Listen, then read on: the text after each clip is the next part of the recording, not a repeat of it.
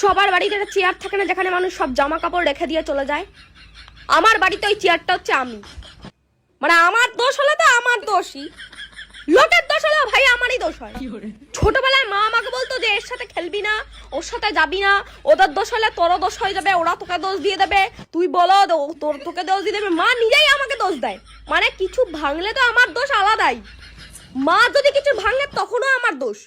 তখন আমাকে এসে বলবে তোকে এখানে এটা কে রাখতে বলেছে, এটা এখানে আমি রাখতে তোকে বলেছি, তুই রেখেছিস, তাই জন্য আমার হাত লেগে পড়ে গেছে। আমি রেখেছি বলে তোমার হাত লেগে পড়ে যায় কি করে? টিভি রিমোট টিভির কাচের টেবিলের ওপরেই থাকবে, এটাই তো। আমি রেখেছি বলে ওটা হাত লেগে পড়ে ভেঙে গেল। বাড়িতে কোনো প্রবলেম হোক, বাড়িতে কিছু ভাঙুক, বাড়িতে কিছু খুঁজে না পাওয়া যাক, মানে সবকিছুতে আমারই দোষ হয়। মানে কিছু খুঁজে না পাওয়া গেলে মানে লোকে খোঁজারও চেষ্টা করে না, আমাকে এসে ধরে।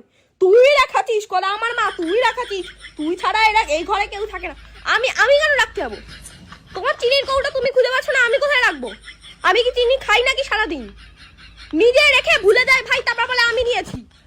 কিছু ভেঙে গেলে আমার দোষ, আরে আমি ভাঙবো, আর কেউ ভাঙতে পারে না। আমার বাবা পেন খুঁজে পায় না, বলে যে আমি নিয়েছি। আরে আমি তোমার পেন কেন নিতে যাবো রে ভাই?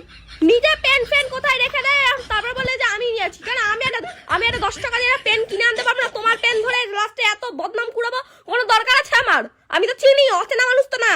ইঁদুরে সাবান নিয়ে গেলেও আমার দোষ, আমারই দোষ। কারণ আমি ওইটা সাবানটা দেখে আমি ওখানে রেখেছিলাম। ওই সাবানটা সারাদিন আমার হাতে করে ঘুরতে হতো, তাহলে আর আমার দোষ হতো না। ইঁদুরের নিচে আমি কি করবো? আমার মা বলবে একটা সাবানের দাম জানিস কত? তুই এখন জানিস সাবানের দাম? আরে ভাই ইঁদুরটাকে কে বলো সাবানের দাম? আমি কি করবো? ও যদি ইঁদুর যদি সাবান নিয়ে চলে যায় আমার কি?